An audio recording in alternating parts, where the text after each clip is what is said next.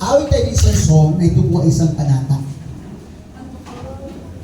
Sinabi natin panata, pangako sa Diyos yun eh. Na aminin natin na hindi madali. Aminin natin na mabigat ang ating laban sa panahon ngayon. Kaya kailangan natin yung tulong ng Diyos eh. Sa mga panahon ng mga Israelita na sa gitna ng disyerto, hindi kailanman sila pinagkulang ng Diyos. Bakit? Bukas ang Diyos sa buhay nila para makialam. At dahil nakialam ang Diyos sa buhay nila kahit kailanman, hindi pinagkulang ng Diyos ang buhay nila. I want you to bow your head, your eyes. Tayong lahat ay yumuko at tumukid. Sampay natin pero taas natin ating kamay bilang paggalang sa Diyos, pagkilala na wala tayong magagawa kung ang Diyos na ito. Hay tayo ng panata. Di ang sapat aking mga kamay sa pagniling ko sa Diyos na dakila. Hindi ang sapat maging ang salita sa pagpupuri ang pagsamba sa iyo aking Ama. Ano man sitwasyon at pagkakataon, magmamahal, magdadamay sa iyo. Maglilingkod sa iyo nang may kagalakan, ang nanago ngayon at kailanman.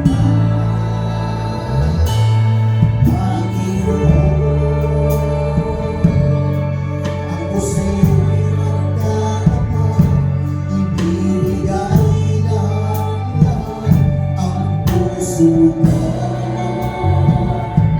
Hindi hangad itong mundo, Panginoon. Hindi man sasapat, gagawin ko ang lahat, gamitin ko. Para lang sa pagmamahal, hindi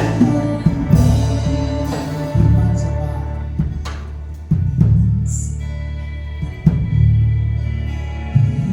Sa aking mga gawa, sa paglilingkod sa Diyos na dakila, sa pagmamahal ang salita,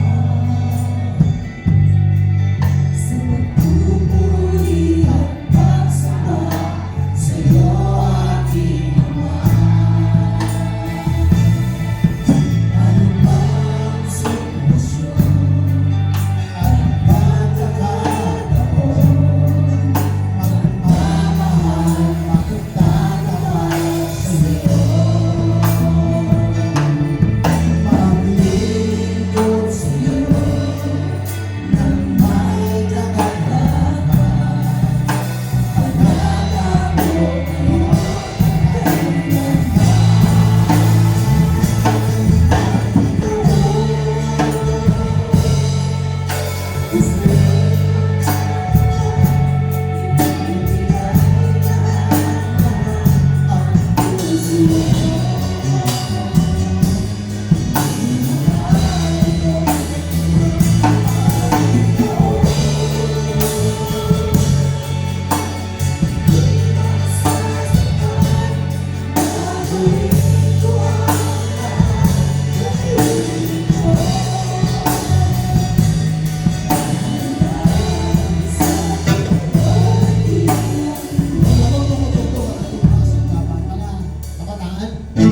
nais kong isipin ninyo na kung hindi ko siseryosohin ang mag-aaral nito, kung hindi ko siseryosohin ang buhay nito, ano ang magiging future ng buhay ko na hindi kasama ang Diyos? Ano ang magiging kinabukasan ko na hindi kapili ng Diyos? Ang lahat sa mundo ibabaw nito'y basura without God. Sa isang iglap, pwedeng bawin ng Diyos yung buhay natin. Sa isang iglap, pwede tayong mawala sa mga ibabaw nito. Pero di ba mas masarap naman na habang tayo nabuhay, kapiling natin ang Diyos. Na habang tayo nabuhay, may pangarap tayo sa Diyos. Na habang tayo nabubuhay, nais natin mapangiti naman ang Diyos sa buhay natin. Panginoon, hindi man sasapat, gagawin ko ang lahat, gamitin mo.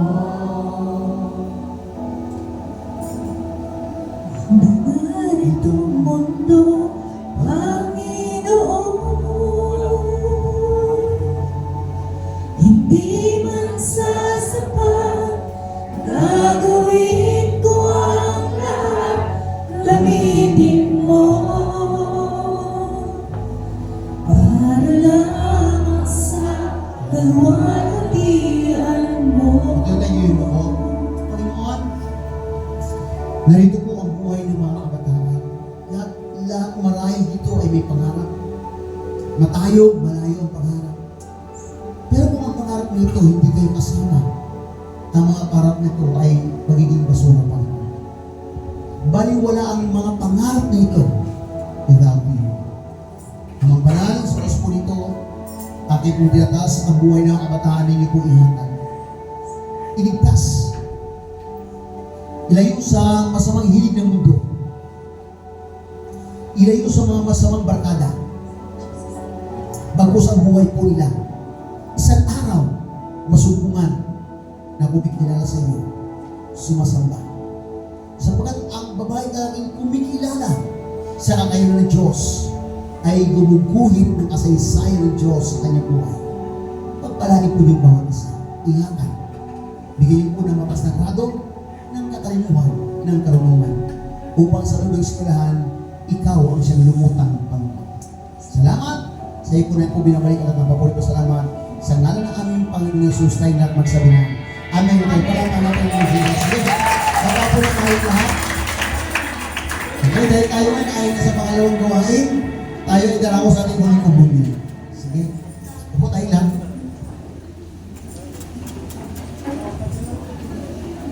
Praise the Lord, praise the Lord.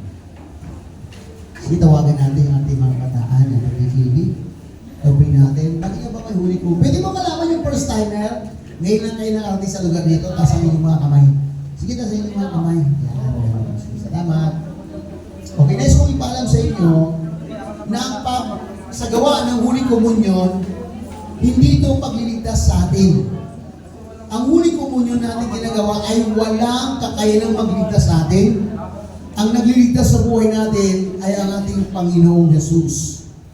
Kapag tinanggap natin si Jesus bilang Lord and Savior, tiyak ang buhay natin, iuukit ang Diyos ang ating panganasap ng buhay, at kapag namatay tayo, sabihin tayo ng Diyos pupunta.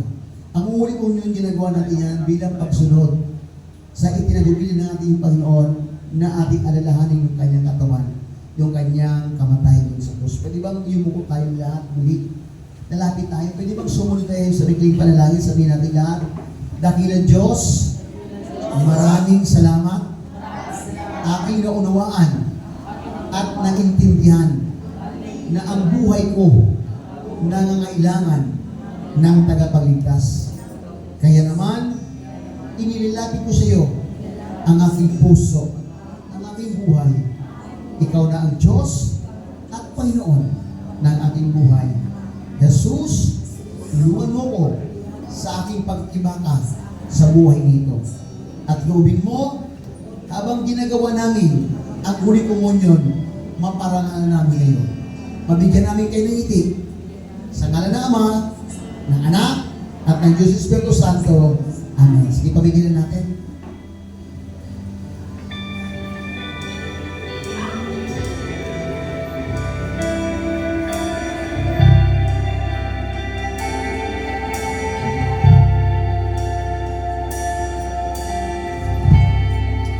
I need someone to wash my sins away,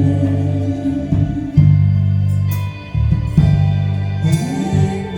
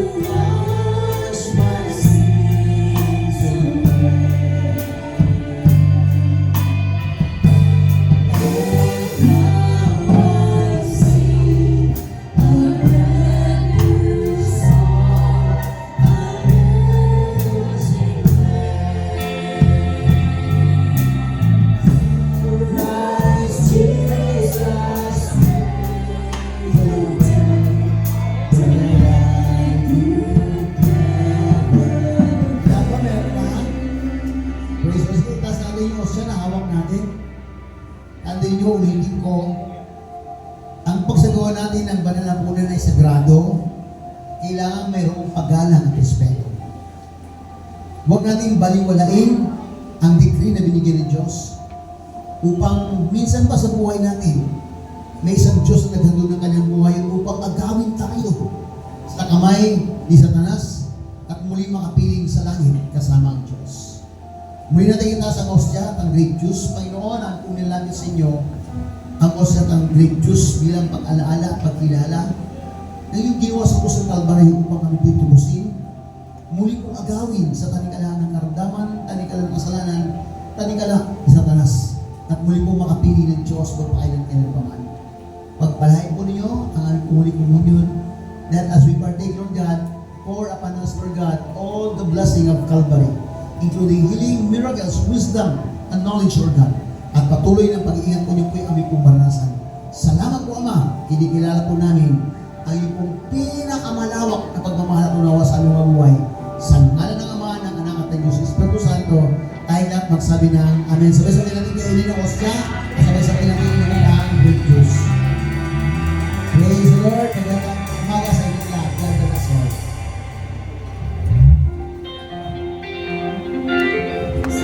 Praise God. Sige, may isa pa tayo ulit tumayo. At may isa pa natin kawitan ng ating Diyos sa buhay.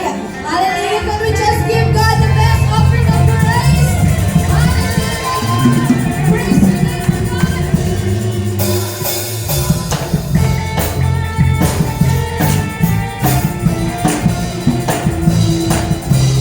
We are the chosen one generation. We are the chosen one generation.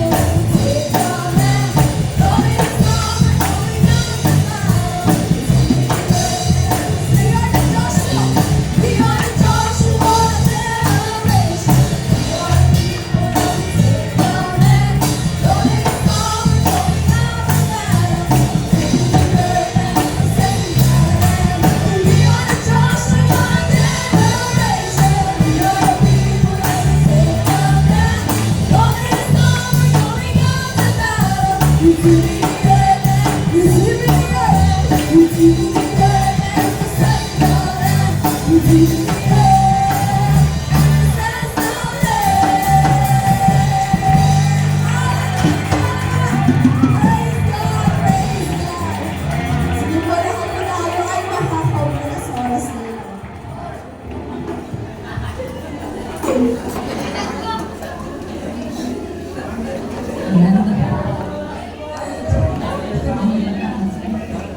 Yan.